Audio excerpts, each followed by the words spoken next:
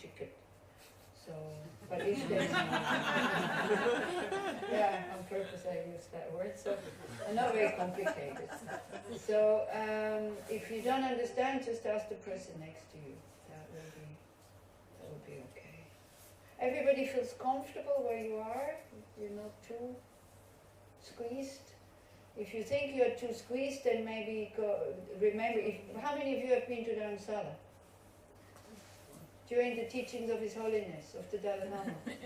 Okay, then just think of that situations where you have the person, you know, when you sit like this, and the person's bum is actually where there is space for the bum to be. And at the beginning, everybody's quite nervous and kind of, you don't like the people who are sitting next to you, but then you fit in and it's okay. So you are still, we could put another 50 Tibetans in here. And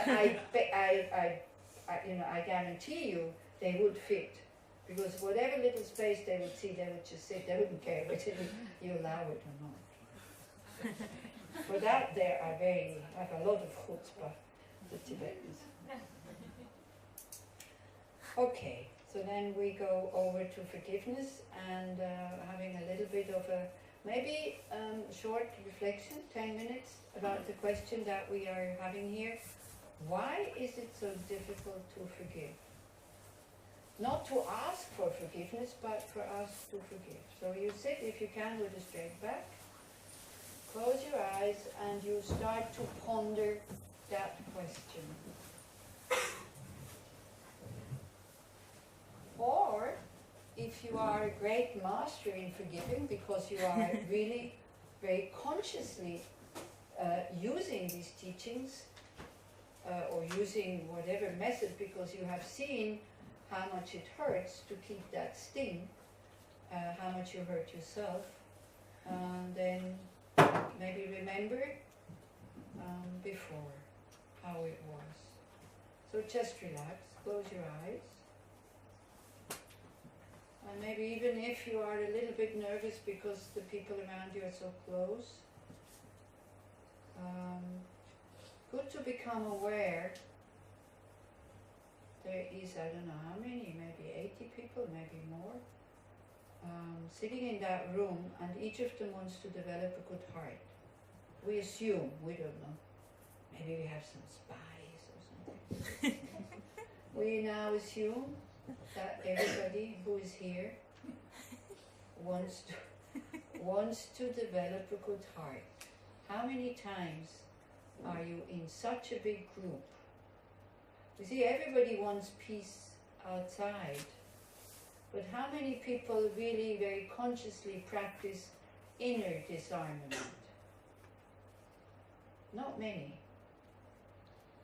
It's always the other who should practice disarmament first. So here, a very conscious decision.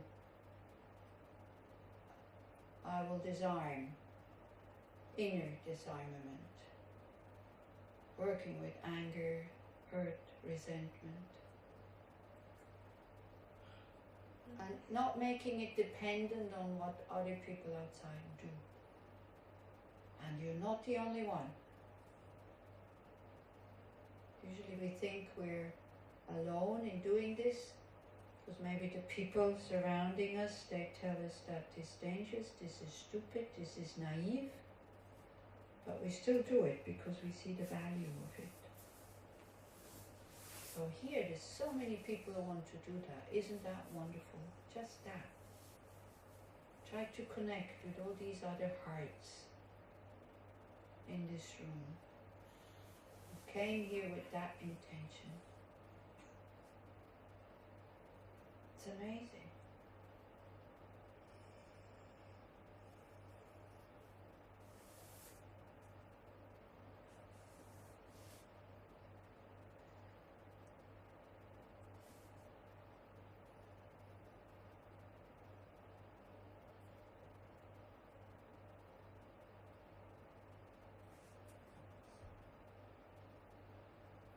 And then you check, you look inside, you check your own opinion. Forgiveness, forgiving is such a wonderful word, isn't it? Such a wonderful thing. And And as long as we have nothing to forgive, we think it's quite easy because it's so wonderful and I'll be at peace again. The relationship can continue the way it was.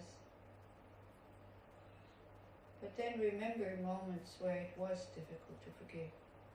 Even though intellectually you wanted to forgive, but that sting kept coming back and back and back. The heart was closed.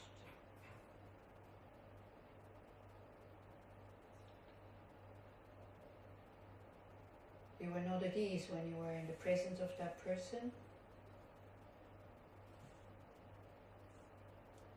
That person made you nervous, or makes you nervous even now. So now check your own views.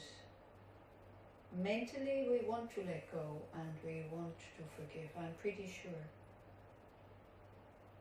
Especially people who are here. Just ask yourself, what am I afraid of?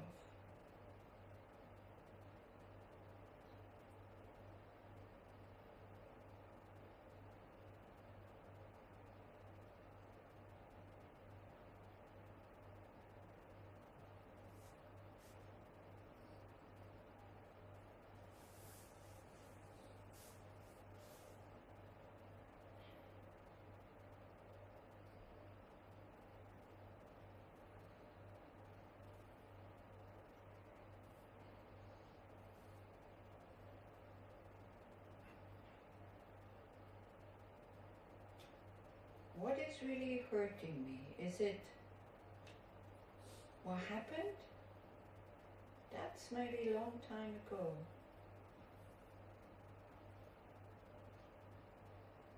Or is it this fact that I can't let go? What is really causing the pain?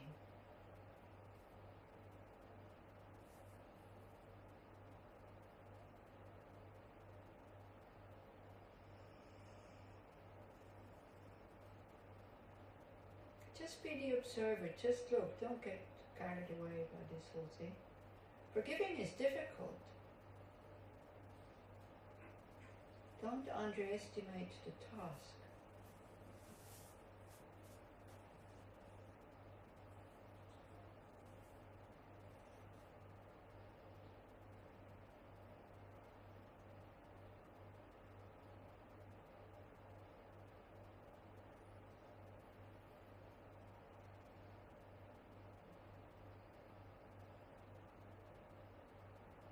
Is it maybe a fear that if I forgive the other person, then he or she will be happy? And I don't think that they deserve to be happy? Could it be that?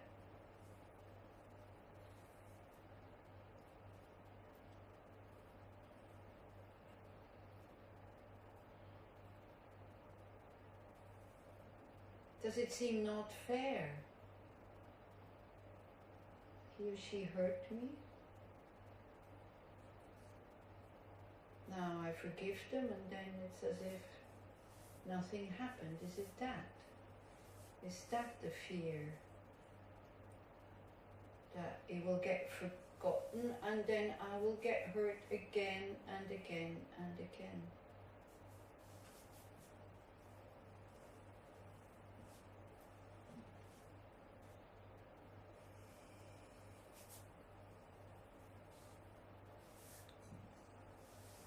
Am I using my closed heart like a protection, like a shield?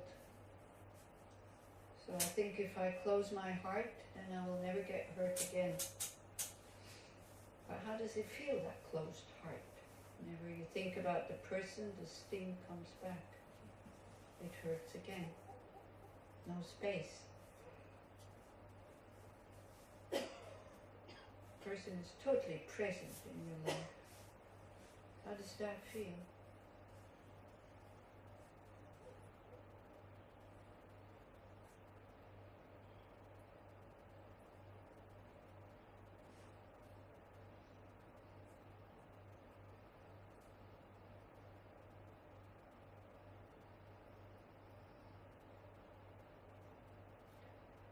is it that I give when I forgive?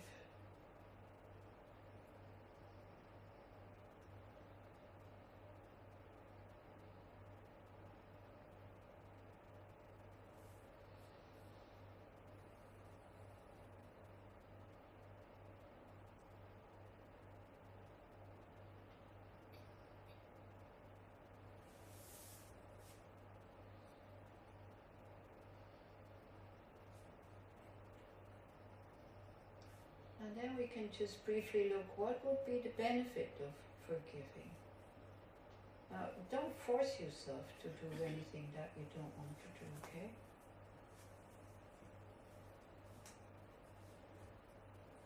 We're just exploring the thing in a scientific way. Don't become too emotional.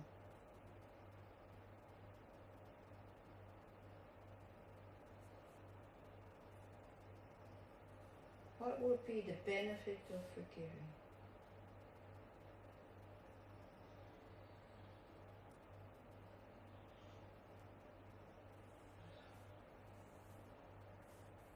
What is the disadvantage of not forgiving?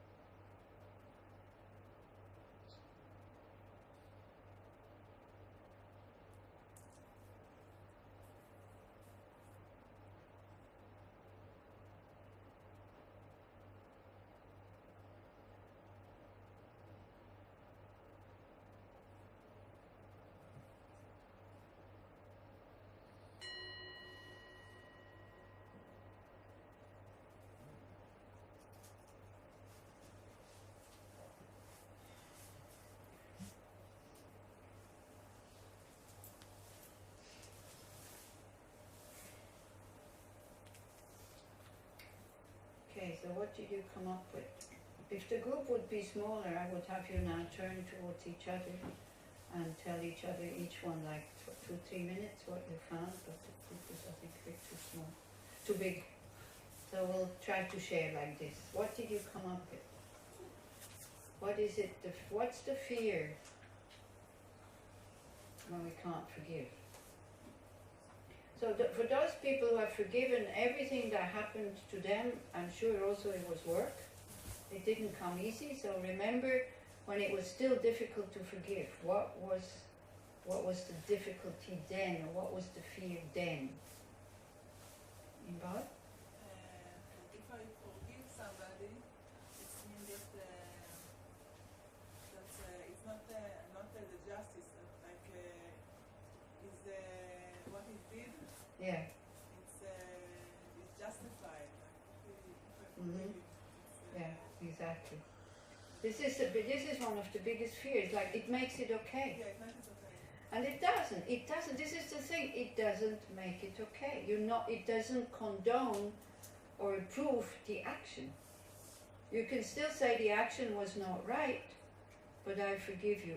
Very often also people mistake forgiving with forgetting. Forgiving doesn't mean forgetting. Forgiving doesn't mean that you have... You see, if something really not nice or even very big has happened to you, you would like to kind of eradicate that event out of your life so you can forget and it will never come back again.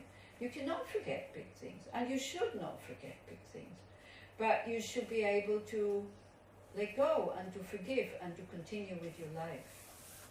Because the gift that you are giving, who is really receiving the gift? Self. Yeah, exactly. But the ego, the I that got hurt, it doesn't really want to give it because it says, excuse me, it's not fair. And I think we have to be really, really honest. We want revenge. Mm-hmm. We do want revenge. to say, okay, I forgive you, and the person says, wow, great, thank you so much, I can finally start living again, and you see the person feels no remorse and is totally happy. I don't think you would be happy. This person has to suffer. We will do a meditation on this, and then it will become a little bit clearer when we kind of look this way and we look that way. Yeah? But there is this wish for revenge. Do you think it's a good wish? Not so good, is it? But it's there. It's very, very deep. So this is the It's reasonable. huh? It's reasonable. It's reasonable. It's reasonable when you have.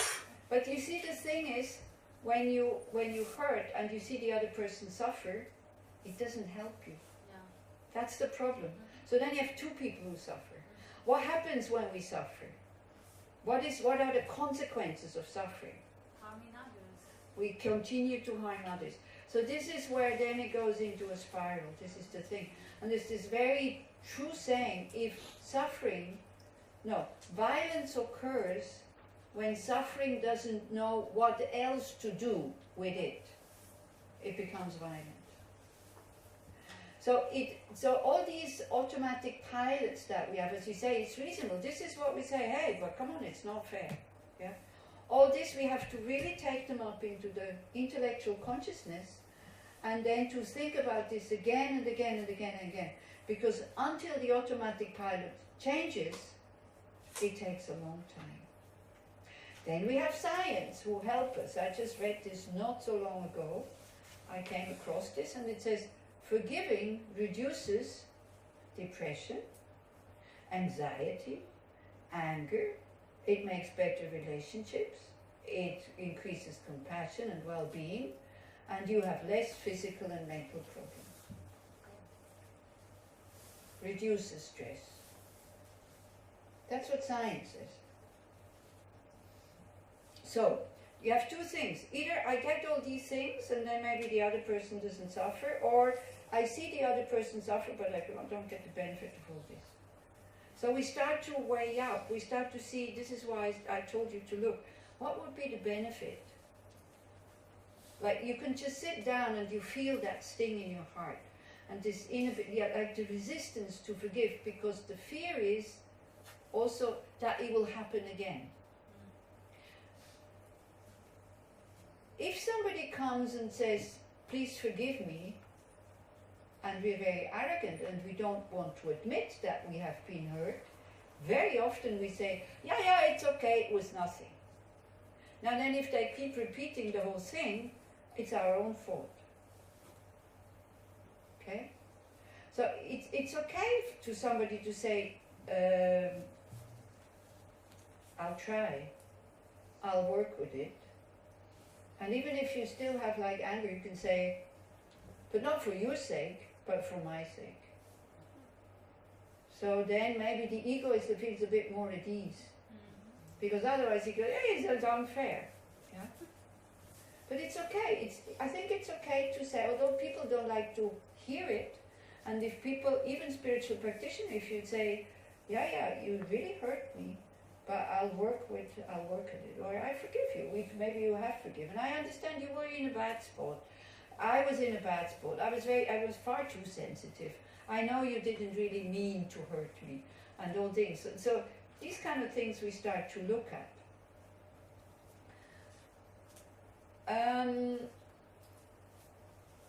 Another thing is why we don't want to forgive. Anybody came up with that one? Maybe. What else? What else did you come up with? What else did you see? What are the reasons we don't want to forgive? Getting hurt. Huh? Getting hurt. Again, you mean? Or if you forgive, then you get hurt again. Yeah, exactly. This is the thing. We think we get hurt again. So that means if you don't forgive, you never get hurt again. Exactly. So again, so we see. You see, we start to see these things that these impulses that we have, or instincts that are very deep seated. They're stupid. They're not true. We try to use it as a shield. No, I won't forgive you, so then you will never hurt me again. Also, when we do forgive, we kind of put it together in a dual pack. I will forgive you, but then you have no right to hurt me again. And then, you know, when you get hurt again, that's it. You can't force other people not to hurt you. Yeah? So in the meditation that we'll do the second day, maybe we start to understand something, but I can already tell you now. Because also, you see, now again, maybe just 2 minutes short reflection, because we need to do this in a reflective way, otherwise it just stays here. Again, close your eyes.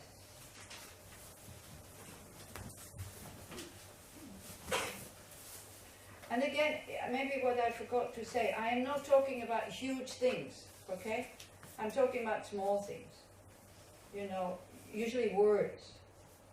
You not being respected, words, or not being liked, or rejection, these kind of things. The bigger things, then we work later. These small things. Okay, so think back in your life. Have you ever hurt somebody else? With words? Not respecting them, not giving them at that moment what they needed most or what they wanted because we didn't feel like it? Because we were in a bad spot? Because we were angry, or because we disliked them?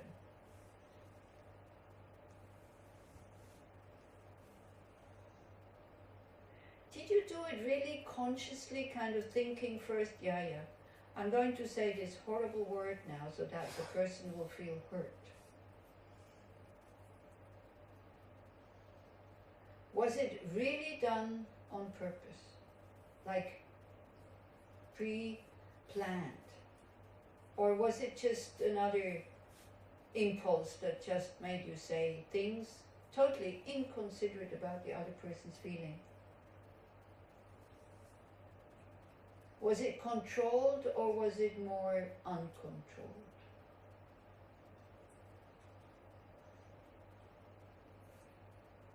Okay, I think that's already enough. What do you think? When we hurt others, is it controlled? No. Would you repeat what you did? No. Can we maybe think that other, so we say we would not repeat what we did, but we do it anyway, okay, isn't it? We keep hurting others with our words when we don't feel like being nice to them. So even though we make a decision not to do it, we still do it. Do you think that other people are maybe also like this?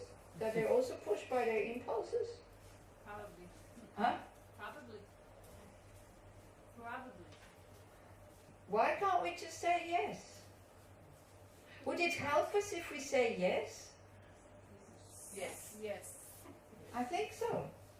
Because you would feel much less hurt.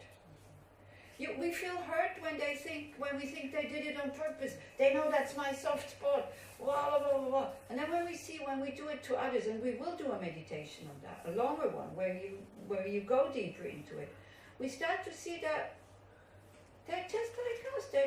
They're confused just like us. So this is why they always talk about when you reframing, like when you got hurt, you change the story or reframe. And there's such a nice example for that. It's the day before Yom Kippur, maybe even better when there's a longer holiday. What's your biggest holiday when you eat the most? Pesach, okay. So shops, supermarkets, vegetable grocers, everything, like everybody is nervous, many people, you have to, your mother-in-law is coming that you really dislike and you hope that she wouldn't come, but she's coming. And she brings, her brothers and sisters, and your husband says, yes, sorry, we have to keep them.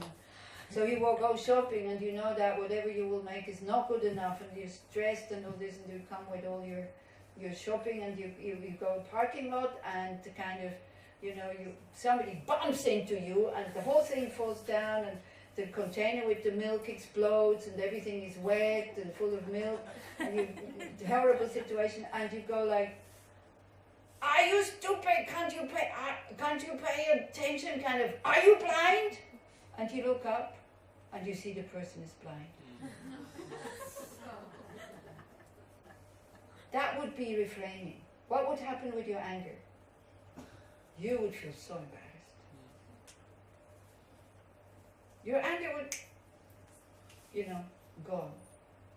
And when we talked about this the first time, it was really funny because somebody in the audience said, you know what? I saw once somebody bumped into a blind person, and the blind person really started to shout at the other person, but he was also blind.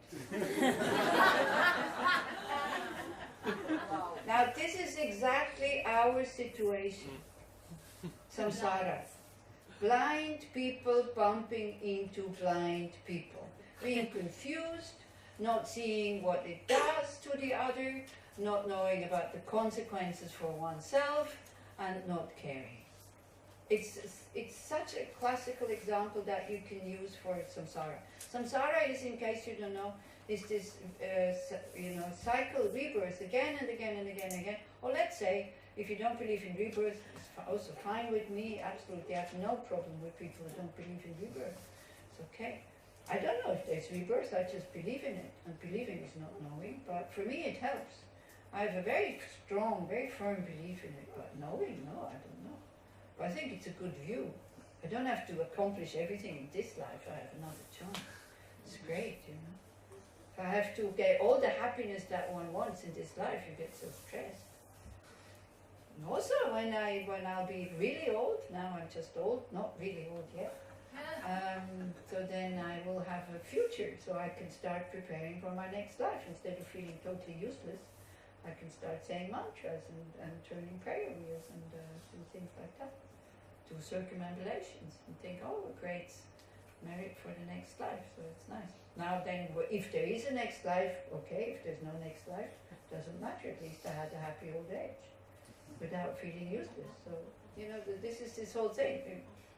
If there is no rebirth, okay, but if you prepare for it, you start to become ethical, you start to develop compassion, you start to behave in a way that doesn't hurt anybody. I think it helps others and myself. So this, this cycle of being like just in this life also, that we do so many things out of wrong views or not knowing, or confusion, and unhappiness. If people would be happier, we wouldn't hurt each other so much.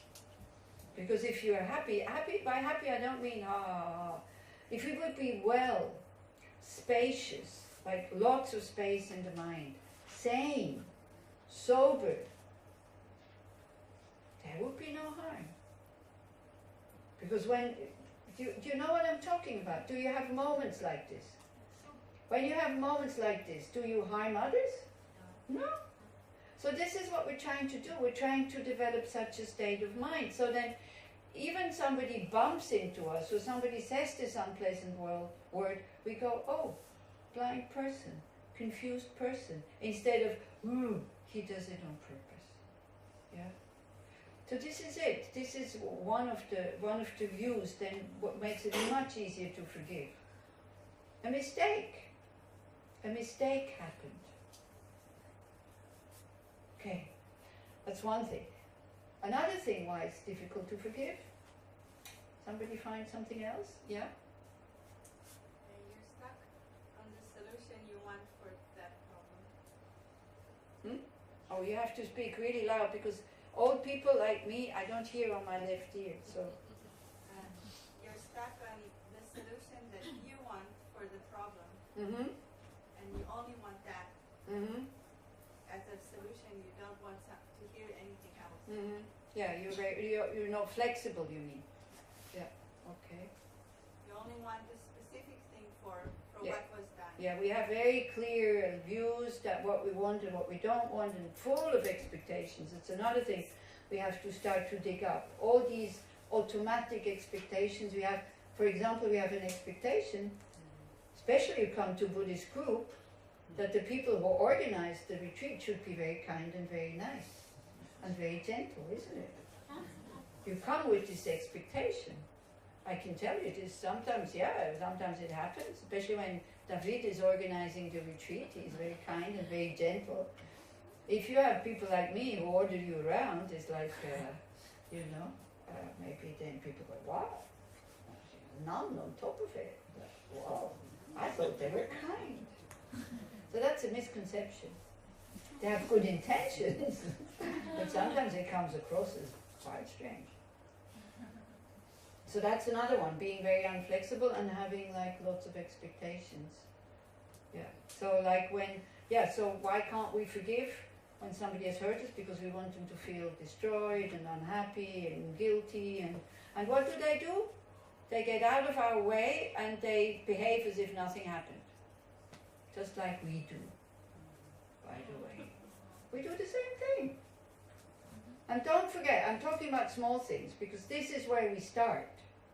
I'm not talking about physical and sexual abuse and these huge kind of things. For this you need, we cannot do in a group where I don't know what happened to you. So I do, please, if you have something that you wanted to work with this and you've never worked with it before, I would ask you please not to take that occasion. For that you need professional help and people who really accompany you, and especially people who have gone through the whole thing and through the same thing and who have forgiven. These are your best companions on that very difficult path because they show you that it's possible and they know how you feel. So it takes small things. Then if you think you're ready to do a big thing, then that's fine. But let's be safe here. Let's not go into dangerous waters. What else? Yeah. Can I ask a question? No? What else? If I forgive somebody that I think she's guilty, so by forgiving, it's like I'm losing some kind of power. Exactly. And because to be a victim or I got hurt, it's giving a kind of power. It does. False power. Yeah, but Yeah, but it is. This is again, it's a wrong view of thinking that I have power, and actually very often people allow it. You know, I know that, for example, maybe I take you as an example. I've been very unpleasant to you this afternoon, and I thought, what is she doing here? And I could, you could really feel that I'm not happy that you were here, and then you kind of feel hurt. I see that you're hurt, and I go like, are you crazy? What are you doing? Then you start to be unpleasant with me, but I allow you because I know that I started it. So then the big question comes, how long do I allow it? How long is a victim allowed to hit back? 1 day? 2 days? 3 years? 10 years? 100 years? Yeah, so very often do you see what I mean? Because we're all the same. We understand if I really can take responsibility and I know that I've harmed somebody and they're really unpleasant with me, I don't get angry. I understand, I let them do it. But for how long? Is there an agreement that, we say, okay, like for example, I sell you something, there's an agreement that costs 20 shekels. And you need to give me shekels until I have my 20 shekels. So you can give me back the pain I caused you, but how can we measure pain? Can we measure suffering? Cannot. So that's a very, very strong thing, that somehow we don't want to give up that thing of being special and having the right to be unpleasant. And it's like a trump card that you have in your sleeve, Every time we harm somebody or every time we hurt somebody and we behave in not such a nice way, we pull it out and say, well, I've been harmed in the past, so therefore, sorry, that's how I behave. That is a very, very big reason why we don't really want to forgive, because we give up that power. Another reason would be, I mentioned it already. Carolina? I once heard, I think, I don't know if I called it right, if Natan said not willing to forgive, it's like a deep wish,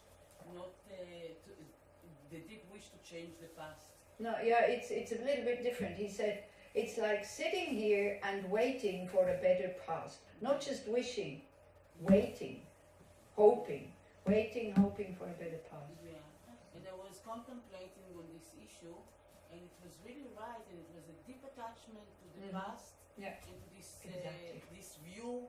Yeah. It's so strong, the Yeah. attachment to this view, Mm. and then I could a little bit release from it. Exactly, yeah. And this goes for both people. This goes for the person who has been hurt, but also if you have hurt somebody. When you feel very strong guilt or very strong hurt, the mind keeps going into the past, and it goes into the past. Why did it happen? Why did it happen? Why was I not like this? Yeah. So that's another thing, like being stuck in the past and refusing to see what it does to us in the present and what it will do to us in the future. This is what we know. This is what we don't want to see. We don't realize. So this is where mindfulness, awareness, meditation comes in. When you just sit quietly, and not just like it for this weekend, going to groups, and you learn how to calm the mind, and all of a sudden you start to see all these things. And you will still not be able to forgive. Okay? It will still last a long time. You will still get hurt, and then your heart will close. And actually, again, we want to, when we forgive, we think the pain of holding on is gone. It can still be there. It can still be there with moments of thought like, how could he have done that? And then there's this other factor why we find it difficult to forgive, because arrogance.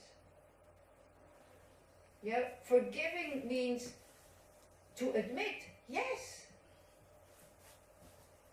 you were able to hurt me. And usually nobody can hurt. So we don't admit. So we also not forgive. But we hold it. Yeah? We don't go there. So one of the factors which is really important in forgiving, you need to be able to feel that pain.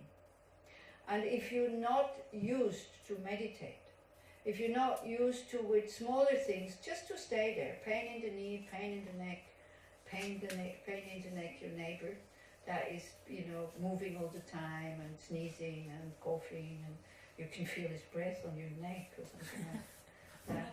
In case that happens, because the room is so small, it's fine. Just concentrate on that breath instead of on yours, and then it doesn't disturb you anymore. It doesn't matter whose breath it is. In-breath is in-breath, out-breath is out-breath. That's okay. It's how we deal skillfully with difficult situations. So, to feel that pain, you need stability of mind, and to know about things like impermanence, selflessness, at least intellectually a little bit, so that you can safely let it come up. This is the thing. And for that you need to be able to let the mind just rest on the breath, just to keep it there and to have it there.